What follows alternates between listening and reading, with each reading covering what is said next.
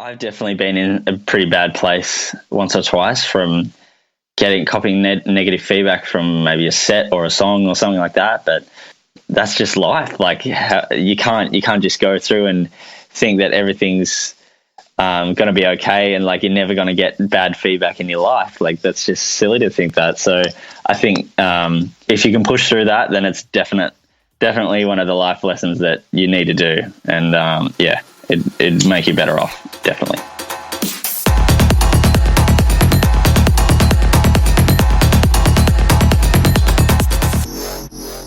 What's up, producers? I'm Sam Matla, and you're listening to the EDM Prodcast, a show where I talk to successful artists and people in the industry. Today's episode is with Zac Waters, but before I talk about that, I sent out an email about a week ago talking about how I was giving up coffee, and a lot of you asked for updates. So here's my update. Day 5, best decision I've made in my life. That's an exaggeration, but it has been a good decision. I have a ton of energy. It is only day 5, so maybe this is just like maybe I'm just lucky. Maybe I'll go downhill day 6 and 7. Like maybe tomorrow I'll be terrible. But so far it's been great. It hasn't been too hard. The first few days sucked. But if you drink a lot of coffee and you're kind of getting to that stage where it doesn't do anything for you, then I would definitely recommend it based on my experience so far. So that's my update. It's going well. Anyway, as I said, today's episode 32, is with Zac Waters. Zac is a Melbourne-based producer. He's 19 years old, super young, and he's been supported by a ton of artists: Will Sparks, Laidback Luke, Gareth Emery, and many others. His sound is truly one of a kind, and he's well known as being the pioneer of a genre called psy-trance. But he doesn't confine himself to one genre, and in this interview we talk about why. We also talk about a ton of other stuff, including his latest release, Silent Cartographer, on Who's Afraid of 138 and how it came about, how Zac samples other music, what's in his studio, the importance of listening to a wide range of music, and a lot more. So I hope you enjoy this interview. I certainly did. And without further ado, here is Zac Waters.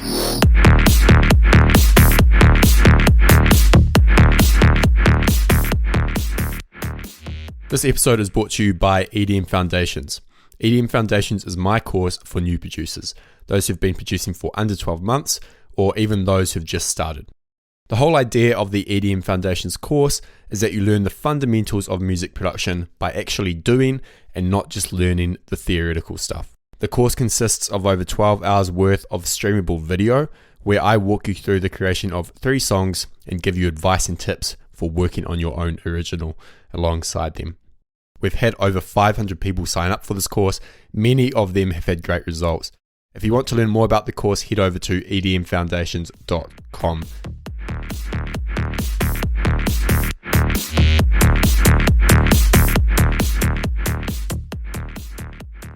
Welcome back, everyone, to the EDM Prodcast. Today I'm with Zac Waters. Zac, how's it going? Hi, Sam. How are you? I'm well, mate. How are you? Yeah, pretty good. Pretty good. Just chilling out in my studio right now. Love it, love it. So, you've got a pretty interesting background, and I want you to tell us about that. What got you into music, and how have you got to where you are today? Well, it's such a broad question, but I think I've been able to narrow it down over all the times I've been asked, like to like a couple of specific moments. Cool. I think like I used to live about an hour away from school. So every morning in the car with my father, who worked not too far from where I was going to school, we would just listen to music, and he had like a 6-stack CD player in his car. And we just used to cycle through like six CDs or whatever was on. Like I think we had like Scissor Sisters, Cake, Pearl Jam, Live, like a lot of rock, a lot of metal, but also a lot of like really experimental stuff, like a lot of old Prodigy, Pendulum, like really cool stuff. So my dad really influenced me in that, in terms of like a massive variety of different music. So that was one of the things that really got me into music and got me fascinated into how it was made and everything. And the other time, I guess, was around 2010. I was heavily into like hardcore music and post-hardcore, so bands like Parkway Drive and Amity Affliction and all that sort of stuff. And I really took a liking to that sort of aggression that music had. And while I was playing guitar, I think that was definitely one of the great tools that helped me accelerate in my music production, knowing how to play an instrument. So for any producers out there listening, I definitely recommend, if you're starting, learn an instrument at the same time, because it's a definite catalyst. So pick up a guitar, play piano, and it will help you a lot more. But yeah, came from hardcore, and the only sort of comparison I found in that and dance music was hardstyle and like happy hardcore and all that sort of stuff. So I got heavily into there was a compilation CD called Skits Mix 35, I remember it was, and it was just a compilation of all these hardcore tracks that was or happy hardcore that had a lot of energy, and that same energy that I was listening into hardcore for. So I was completely captivated by all of that music and decided that I want to give this a crack. Like, I wonder how they make these sounds and all that sort of stuff. So a couple of my friends from school were doing it, and I really just got into it through listening to that album. And then a couple of months down the track, the annual 2011 came out, and that freaking blew my mind. Like, that was like dance music in a nutshell for me, like Avicii, Afrojack, all those guys. And I was like, wow, what is this? Like, a complete different door opened for me. So I was right into it from the get-go then. That's awesome. And you mentioned, you listen to a wide range of music. Do you think it's important that producers do that? Because I know that it's easy for a lot of people to get stuck in their little bubble and only listen to one type of music. Definitely. I do my best to sort of distance myself from dance music altogether. So it's very rare that I would listen to the stuff that I make, like psy-trance and all that sort of stuff. I mean, I love making and listening to psy-trance, but it's not something that I would listen to over maybe like techno or deep house or something like that. Whereas, that might be stuff that I don't really make, but it's something that I'm intrigued by, and I can take reference from that rather than taking reference from something that I'm sort of striving to create. So it's cool for you to reference other tracks that are similar to yours, but I think a lot of producers get into the habit and get stuck when they start referencing too hard, and they go, I want to be exactly like these people, and then they've got no point of difference because what they're making is exactly the same as what everyone else is making.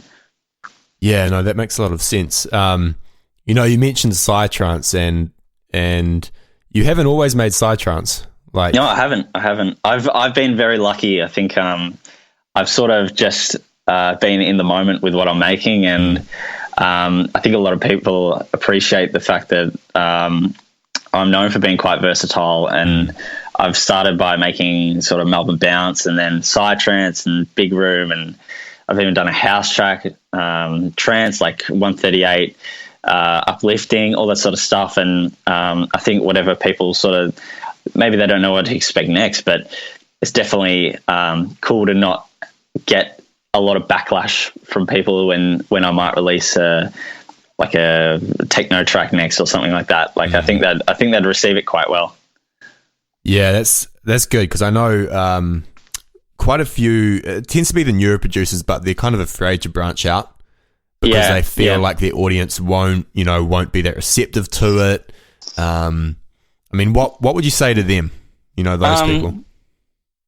Well, I guess it depends who you're making music for. Like, are you making music for yourself, or are you making music for other people? And I can't be happy making music for other people, and I learned that the hard way. I got into a habit of making stuff, and I was like, I wonder if people like this, blah, blah, blah, blah. And then I came to the realization that, hang on, I'm not enjoying myself doing this. I need to go back to the drawing board and start over and think and re-find or sort of reinstate why I started doing this, and what I need to do from here and what I need to make. And I just found out that making what makes me happy makes other people happy, and it all works in a circle like that. So there's no point in me sort of hating what I'm making. Right, for sure. And on that note, you've just released a song on Who's Afraid of 1 through 8. called Silent Cartographer. I feel like, I'm not sure, but I used to play Halo. I feel like it's from that. It is. It is a direct reference to the second level of Halo. Yeah, there we go. Yeah, when I played as a kid, it completely blew my mind. Like, that was such a revolutionary game for me. So it was cool. Yeah. It's cool to pay homage to that game for sure. And I feel like the theme song, like as soon as I heard the sample that I used in the track, I immediately thought of the theme song from Halo. So that's where I got the idea. Yeah, I want to dive into that track a bit. The production process specifically, like how did that track come about? I was on holiday in Japan actually, and I was skiing, and so I didn't have much time to make music. And I think sometimes that's when I make the best music, is when I'm under pressure to write music, or I don't have I've got a time limit where I can make music. And we were in quite a small place, so I was sharing a room with a couple of people, and didn't really want to stay up late to make music because I knew I'd have to be up early the next morning, and I didn't want to wake the guys up. So I had a window to make music, and when you do that, you pressure yourself into, okay, I've got to find the right samples. I've got to complete focus for a couple of hours. And I found a sample pack that had the vocal in it, had the drums in it, had the cello in it, and I was like, cool, I'm going to make a track out of this and see where it goes. And then while I was making it, I was like, oh, this will work with that, and then this will work. And I laid all the drums down, put the bass in, put the kick drums in, and it sort of all worked. I had the first version out within about 4 hours, so it was like a really rapid process. And then the next sort of 20%, 30% of the track was done over the next couple of days. And once I got back from Japan, it was pretty much done. Just needed a mix. That's fantastic, and I think that's a crucial point, because I'm a big proponent of, those focused sessions where you are under a little bit of pressure. I always perform well in that situation, but I think a lot of artists kind of feel like that kills creativity. Mistakenly. It can. I think it's completely subjective, like what works and what doesn't work. Like, it's so individual to every producer. Like, I know producers that sit in the studio I remember seeing a post that Porter Robertson worked on Language for 72 days on that one project. Wow. So people can linger on tracks for ages, but I think that my best tracks are made within sort of 6 or 7 hours. And it's different for everyone. My housemate would spend 30 hours on a track, and he's only halfway finished. I mean, people just work at different rates sometimes, or it's completely subjective. Yeah, of course. So it's interesting that you made a psy-trance track. I feel like, and I could be wrong on this, but I feel like it's kind of making a comeback. What are your thoughts on that? Yeah, I think it's definitely always been around. But guys like Vinny Vici and Coming Soon just make it that little more commercial, so that it involves a whole different demographic of people, which makes it feel a lot bigger. Which is cool. Like, it's something that I'm really passionate about. I really love the energy of psy-trance. Like, it directly sort of correlates to hardcore music, and I want to definitely incorporate some of that hardcore music into my live performance when I play that psy. So in the future, I'll definitely be playing guitar or something like that when I'm DJing. But psy is getting really big, and it's gotten to a point now where people like Vinny Vici are a household name. I mean, I'm supporting Vinny Vici on Thursday at a club called Uptown in Melbourne, and typically it's sort of a house club, but all of the amount of people attending on the event and all the support and all the people coming, it's absolutely insane to see that what was super underground and super niche is now really mainstream, and you got thousands of people buying tickets for these events. Yeah, that's awesome. And I like especially with those guys, the production quality is just insane. Yeah, amazing. So the fact it's reaching the mainstream is cool to see. For sure. I think due to the fact that a lot of psy producers mix and master their own tracks, it gives that really unique feel to all of their music. So you can pick a an Asterix track from a Ace Ventura track or a Coming Soon track, because you know the different samples and the ways they process it. Like, I guess you can sit there and nitpick it all day as a producer, but like for the people listening, they can even distinguish the difference who might not be producers. They can automatically tell. Yeah, absolutely. Do you think there's there's certain difficulties in psy-trance that aren't there in, say, Maltrance or the big room stuff you've made? I think it's all very different. I find it a lot easier to make psy than I do any of that sort of like trance 2.0 or Maltrance sort of stuff. Just in the fact that it's a lot more unconventional in the structure. You don't have to follow, like, there's no rules to follow. I can start a track with an intro. I can start a track with a beat. I can start a track with some weird effects or something like that. You're not confined to any sort of conventional structure. So that immediately gives you the flexibility to create whatever you really want to in the space of however long you want to. So you can make a psy-trance track that goes for 12 minutes and nobody would bat an eye. But as soon as you make a big room trance track that goes for 12 minutes, you're like, oh, hang on, this is in 2002. We're going to have to chop that in half. So yeah, I think it's great to have that flexibility making psy, and that's what makes it a lot easier for me to make. Interesting. Because I've talked to some people who say it's daunting not having that kind of framework. Yeah, it's intriguing. That's really interesting. See, I see that as an opportunity to be to have a lot of creative freedom. I hate feeling confined to a 4/4 time signature, and like, I mean, a 4/4 is pretty much all I know. I couldn't make something in 3/4, 5/4, anything like that. That would trip me out. But I mean, like, straying from anything within the realm of 126 BPM to 132 BPM, when you can really push the boundaries at 138, and you can slow the tempo and quicken it and do all the like half speed it. It's crazy the amount of stuff that people do in side tracks where I'll listen to it and I'll go, how the hell did they do that? Like, that is unbelievable, the way that they did that. And like, you just think they may have been stuffing around with a plugin for hours, and they just stumbled across like this one effect where they're like, wow, that's going to work for that one thing. And it's like, wow, these guys must put absolute hours into their tracks. Right. Yeah. What are some examples of those things that you've heard? Because I know people are always looking for more of those tracks. I'd have to say there's a fair few Coming Soon tracks where I go, like, that's incredible how they've done that. I think it's mainly based on what I hear from looping vocals, like a vocal chop, and then speeding it up so that it becomes like a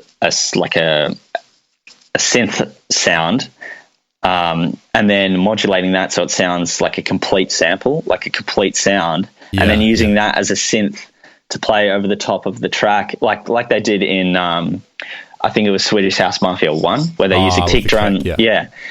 And it's very similar in the way they do that with psy, but they'll do it with sort of any instrument they can find, or like any weird, quirky little thing, and they'll just transform it into this really like incredible, unique sound. So that's something that I'm trying to wrap my head around at the moment.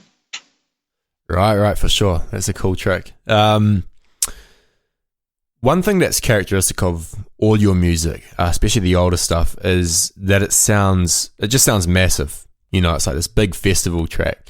And a lot of producers struggle with that for many different reasons. What advice would you give to them? It's difficult to say, like, to nail it down to one thing, but I think I've found that my strength lies in sampling and making the most of sounds that are already existing and using them in your own songs and putting your unique sort of tone or twist on it, so that not that it's unrecognizable, but it flows well in your track as well. So I remember a track that I made called Loose Cannon. It was like the first sort of trancey track that I pretty much ever made. And I remember I got the bass line from an old Umud Ozcan track called The Cube. And there's this section where it's just kick and bass. And I remember hearing that for the first time. I was like, that is incredibly powerful. And it was only until later when I was making the track and I was like, I really need a bass line like that. And then I realized that I could have just sampled it from the original track. So I went back to that original track, highlighted the area where there's just kick in that bass line and no other effects or anything like that, chopped it out, changed the pitch a couple of times, put a redux on it to make it a little crunchier, brought out the highs a bit, did all that sort of stuff just to make it that bit more individual. And then, it ended up really working well. So, layering sounds that are your own with others that pre-exist. I wouldn't be afraid to use samples. Definitely, like that constitutes about 50%, 60% of my track all the time is samples. Yeah, that's awesome. But I know some people are afraid to use samples because they feel like they're concerned about the legality of it. I think it's a massive grey area. Of course. If it's blatantly obvious, I just avoid it altogether. Like, don't rip out whole chord structures or melodies. Definitely don't follow melodies. That's a big no. Yeah. I think there's a lot of law in regard to freedom with copying chords. So obviously 4-chord melodies you can't copyright because it's like throughout history they're just all the freaking same. Like 1 4 5. Yeah, exactly. So I think in terms of that, not a problem. If it's 20th of a second little bass shot or something like that, just change it. Just change it so that it's unique, and you're just using that as a template to feed your creativity. So if you don't know how to create that sound, just sample the sound and then create your own sort of take on it. Yeah, no, for sure. I think one question leading on from that, like a lot of your tracks they sound really simple. Like in the drop, I think it was a Faces remix. Yep. Yep. I feel like a lot of artists feel like they have to add more to make it sound huge. Yeah, and well, really I it's guess kind of the opposite. Yeah, I think for a lot of producers trying to make their tracks sound huge, like there's guys like Dyro and stuff like that have heaps of elements in their tracks, and they sound freaking massive. But I think that's down to the fact that he probably would have been mixing in his studio for 10 years and he knows exactly what everything sounds like and how to put it together. And a lot of beginner guys who put way too much stuff in their tracks, it just sounds really muddy and messy. And I think it's just down to experience when it comes to that. So, I mean, I've only been producing for 6 years compared to all these guys that are producing for like some of it, even which like 15, 20 years. So like, I just know that I don't have that experience. So by going by the old saying, less is more, I feel like I can get a better result. Yeah, no, for sure. So you would encourage newer producers to focus on that? Yeah, less is more, definitely. Make the most of as little tracks as you can. So as little channels. I think my track No Quarter was about 19 channels. So confine yourself. Don't be afraid to sometimes you need to go sort of, I mean, I've just finished a track remix that was over 100 channels, and wow. A lot of those were just individual effect channels. I used to group all of my effects onto one channel, and that was probably not, in hindsight, the right way to do things. Like, I wrote a psy-trance track. I think the first one I ever released, it was called Life and Death. And I remember putting the effects, the drums, and the synth sounds all on one channel with all the same effects, and it just sounded really weird because everything was sounding the same. Yeah. So if I had my time again to go back and change that, then I'd obviously segregate them all into different channels. Right, but the end result was cool, and I really enjoyed making that song. So I was quite proud of it at the time. Yeah, absolutely. In your Faces remix, this is kind of a self-interested question, and someone else asked it. The bass, I mean, the low end comes from the kick, but there's like a bass sound in there that plays on the offbeat. What's that made from? That is layered 4 or 5 different samples, like percussion stabs. I can't remember what pack it's from, but it's probably from like some sort of Vengeance pack or a minimal pack. But basically what it is they're all tonal. So you find the pitch of the sample. You might need to go up a few octaves to find to get a better sort of perception of that. Like, I know I struggle a lot if I'm listening to Bassline sometimes, and I'm like, is that in the right key? So I just put it up a couple of octaves, and it registers a lot easier. So I just put them all up a couple of octaves, found the right key for them to be, and then transposed them all back down so they made that sort of plucky, really stabby sound. But the actual bassline idea was sampled from an Ilan Bluestone track. I can't remember what it was called. I think it's Atlantis, where it's got that really knocky sound there initially anyway, and then I just use his model of the bassline to make my own in I think I use Spire and Kick, plugin from Sonic Academy. So is that all you use for kicks? Because your kicks are amazing, like every single track. I use a lot of I fuse a lot of kicks, so I'll sample a lot of them and then change my own top end over to match the bass and all that sort of stuff. I think Henry Fong did a really good tutorial on doing that about 12 months ago. Cool. So head over to his page and he'll probably have it up somewhere. But that really helped me as well because it's I'm a very visual learner and he explains it really well. So yeah, head over his page. Awesome. I'll link that in the show notes. Awesome. Your music, and we've talked about this a little bit, you branching out to psy-trance and just making what you want, basically. A lot of your music is genre-defying, and I'm pretty sure you've been dubbed as, the pioneer or one of the pioneers of Maltrance. Yeah, I don't. It's weird for me to sort of claim that. To claim that. I mean, there's been a lot of resentment for that. Really? Like from the whole trance community, they're very, very precious, very loyal. They love what was there from the start, and they don't really want much changed about it. Yeah. Which I agree with. I can completely understand that. But being a 19-year-old producer who's making something that's a little different and a little left of center and giving it a name, I think it inspired a lot of young producers to do the same thing, which is cool. I don't regret doing it at all. I did get a bit of backlash for that, but that's just a lesson a life lesson that I had to endure, and it definitely made me better off as a result. Yeah, I think that's kind of just the trance community though. Yeah, that's true. That's true. They are kind of like that. I mean, they're never ever going to be 100% happy with what you're doing. No. That's okay. I get that. All music is subjective, and yeah, that's fine. Of course. So do you think though that do you think it's important that producers should poke the box a little bit more and experiment? And I know this might sound like the old guy saying "get off my lawn," but I think it is easy to. I mean, I go on SoundCloud and I listen through the songs, and apart from the odd 1 in 20, it doesn't seem to be that much. No, there's not much at all, but it's those 1 or 2 comments that can really shake you up. Before I was making trance, I never used to get those comments, and you get used to receiving a lot of positive feedback and a lot of positive reinforcement.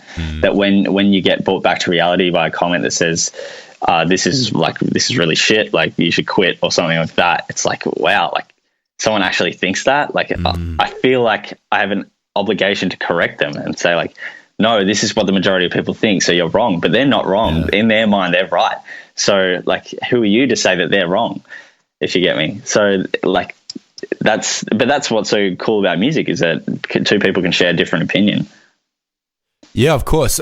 I know, a lot of people have come to me and said, I'm thinking of giving up music because of what this person said. And I don't completely understand that, but I kind of get it. Yeah, I've definitely been in a pretty bad place once or twice from copying negative feedback from maybe a set or a song or something like that. But that's just life.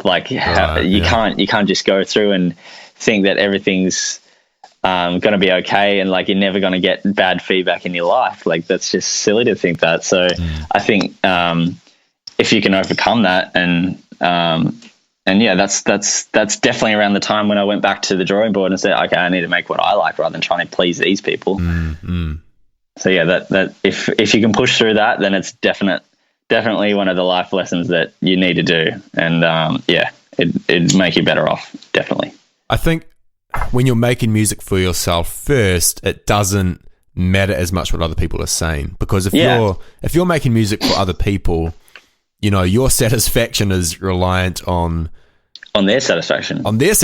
Yeah. So that makes a ton of sense. Yeah, definitely. Cool. Well, a few more questions. The first thing I want to ask is, what's the biggest challenge you've faced so far in your career as an artist? I think, it's a bit hard to say. I think school was definitely a hard thing for me to overcome. Like, I remember a friend of mine put Ableton on my computer in year 10, and what I was making then was absolute horseshit. Like, it was horrible. Which I thought it was cool because I was making sounds, and like the sounds were sounding great, and I was like making beats. Like, I'd never done that before in my life. Yeah. But like, compared to a lot of other guys in school who'd been DJing for like 3 or 4 years, it felt like I think they felt a little threatened, or like I was trying to copy them, and their sort of right to the throne was being taken away from them. There was a lot of sort of tongue-in-cheek, not hate and resentment, but it was a lot of competition. And I found it quite difficult to deal with that. I mean, I found it a little difficult to fit in at school, but like, I'm not going to blame that for the fact that it was just seeking approval the whole time. So once I realized that I was seeking approval, I just told myself to make what I liked making, and that's when things started to improve. So that was definitely one of the biggest challenges. I think another big challenge was, I remember playing at Pasha in Sydney, and it was probably I think it was my first headline set there. And it was what was labeled as a trance set, and I played what I thought was trance, but a lot of people who came had a different opinion, and I got a lot of negative feedback online, which really affected me. But that's another time when I figured out that I need to start making more music for myself and not for these guys. So it was that was another big challenge. Yeah, I think that's the first one especially is quite common, and it's super hard to deal with. Yeah. Especially not getting respect from your peers. Yeah, that's really hard. It's not getting the support that that you long for, really. I mean, there was instances where I got amazing support, and I would have made a really good track, and they'd all say, "Yeah, this is freaking awesome! Like, well done, man!" And I'd feel so motivated to write another one, and then. Maybe people who you're not friends with might say like, "Oh, this is shit. Like, you should stop," and you just feel like, "Fuck!" Like, I just really want to impress all these people, but really, I just ended up trying to impress myself, which is good. Yeah, no, absolutely. Right, a few quick questions. What's your studio look like? What's in there? I am currently facing a 32-inch TV. Which I plug an HDMI cord into my laptop. So I've got like it's sort of like a computer monitor hack. I guess you don't pay the money that you would for like a Thunderbolt display. Yeah, they're bloody expensive. You get the same. Yeah, they're so expensive. So go to JB Hi-Fi or wherever your electronics sort of store is. Buy a $350 TV that's full HD, and you're ready to go. It's pretty much the same. And then just slightly in front of those are a pair of Trident HG3s. They're a 3-way monitor with I think that's a 10-inch cone, which doesn't really work in this room. I just moved house, and I'm in a 3x3 room, which is not ideal. In fact, it's probably the worst possible situation you could have a studio in. If you can, try and get a circular room, or one that's, I think a friend of mine gave me the measurement for the perfect room, which was 13 by 10 by 2.7 or something like that. It was like a really strange thing, but it's massive. It's a massive room. It's obviously like what you see those $1 million studios with, like wall mounted speakers, and like they're just embedded in the walls and all that sort of, like they're floating and all this weird stuff. But yeah, that's these monitors are super clear, and I actually finished a remix the other day, and I, in my opinion, is probably the cleanest track that I've ever done by myself in terms of not getting someone else to mix it. So I was super happy with that, and I think I'll keep these monitors in here. But if a time comes where I feel like I need to get rid of them, then I'll just swap them out for some smaller ones. But just see what fits in your room for all the producers out there. Mm-hmm. And then in front of those, I've got my studio interface. I've got a Crimson SPL.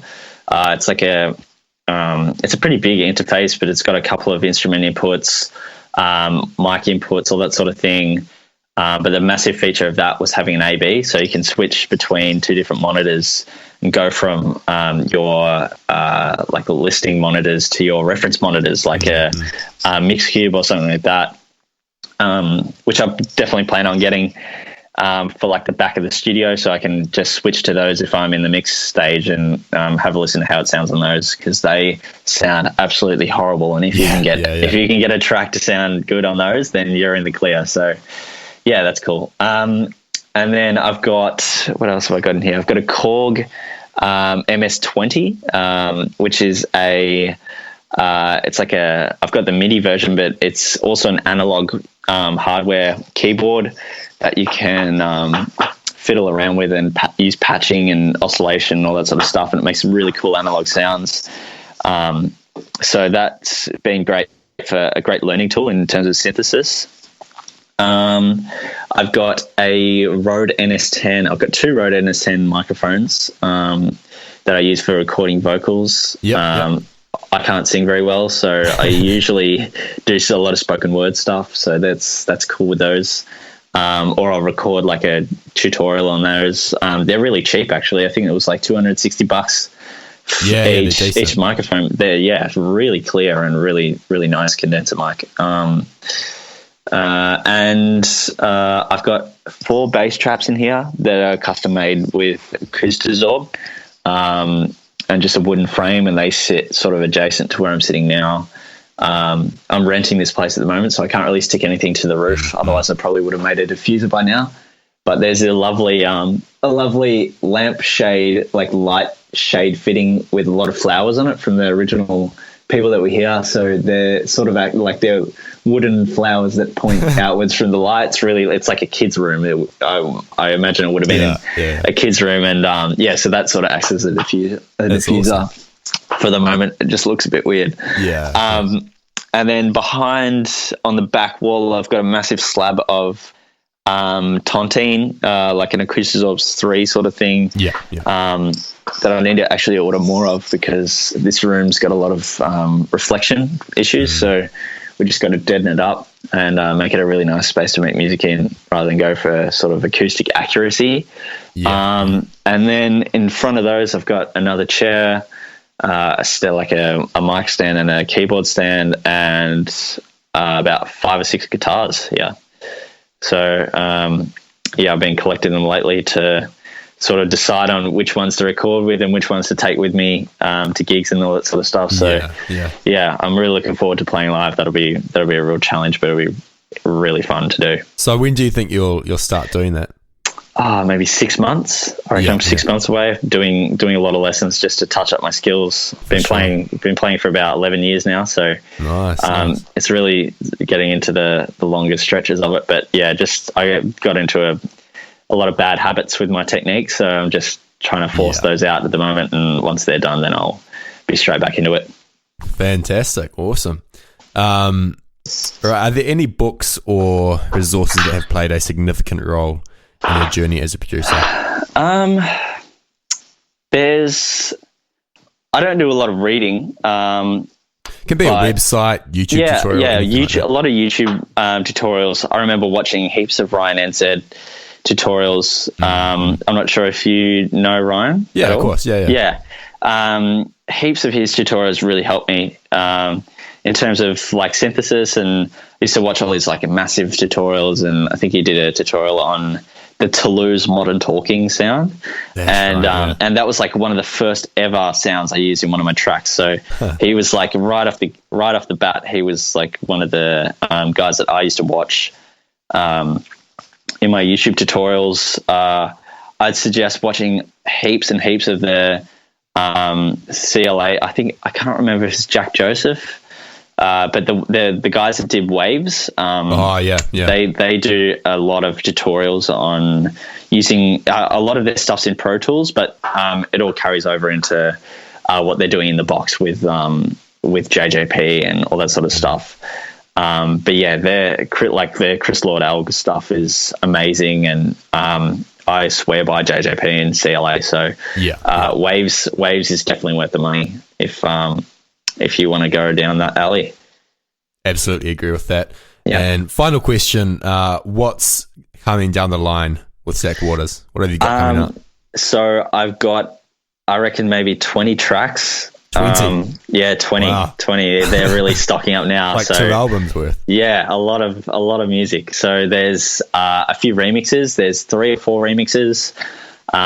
One of which I can sort of. All right, I'll just leave it. But they're for some pretty cool people. One of them's progressive, sort of 130 stuff, like the Tiger Lily remix. One's psy-trance, the one that I just finished, which I was really happy with the mix with. Yep. There's one that was for a remix competition that ended a long time ago, but I was linked the vocal and the project by a young producer in Melbourne, and I was like, man, this is amazing. We've got a collab on it, so that'll come out for free, I'm sure, pretty soon. Awesome. I've got one with my housemate for his last ever Victor song. So one of my friends who I taught ages and ages and ages ago, we're best friends now. We live together. Awesome. And he's sort of gone on a different path with his music, and he's doing quite well over there. So as an ode to his old Melbourne sort of side, we've got the last ever Victor song coming out pretty shortly, so that'll be cool. And then there's a lot of experimental sort of, there's a 126 track or 124, a lot of techno, a lot of like weird sort of like heavy techno sort of sounds around 128. I feel like I need to go back to 128 and give that a shot. Yeah. So maybe an EP with all that stuff. I reckon I've got 5 or 6 tracks in that sort of style to come out. So we'll see how that goes, and I'm sure people will enjoy listening to those. Yeah, it's fantastic. Can't wait. Cool. Well, thanks for coming on, Zac. And before you go, do you have any last words of advice for the listeners? Just try and be as unique as possible. I know it's easy to fall into the trap of making music like your idols and all that sort of stuff, but at the end of the day, if you want to be different, then you just have to find different ways to do things. There's so many people doing the same thing and trying to do the same thing with their music at the moment and their image and all that sort of stuff. So find your niche and stick with it. Love it. Awesome, man.